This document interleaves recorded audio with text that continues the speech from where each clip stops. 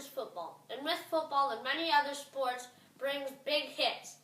And hits to the head can cause many brain damages.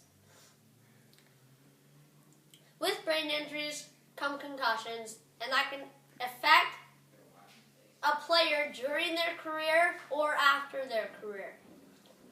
I researched a lot, and I thought one of the biggest highlights of my research was an interview I found with James Jones and Darren Sharper.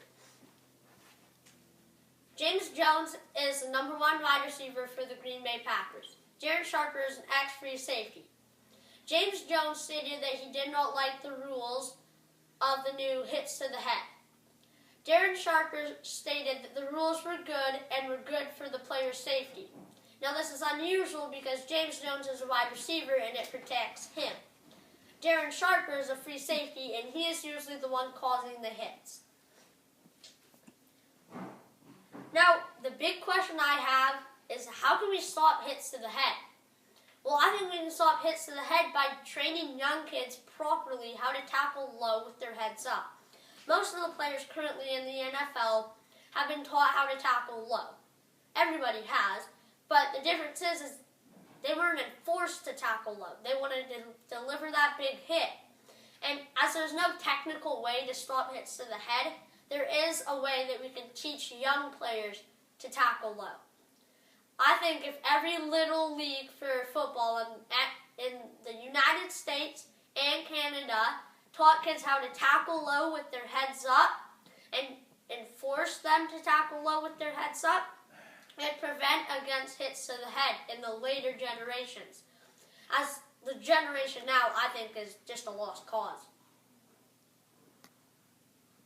I conducted a survey, and I asked the people who were taking the survey, whose fault is it for hits to the head?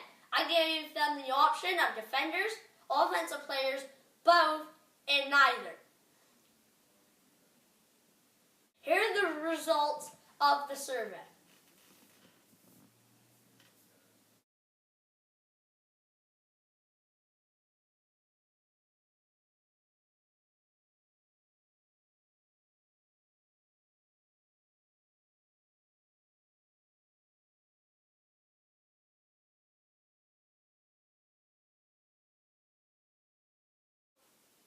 I interviewed a bunch of my teammates, and they all had the same thoughts as Cole Alexander.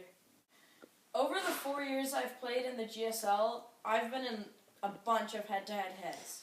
I always end up with some sort of injury, and so does the other person. I've been in a head-to-head hit when I'm on defense and on offense, and none of them are fun. I usually think that the defender is at fault for head-to-head hits, and that's what my teammates think too.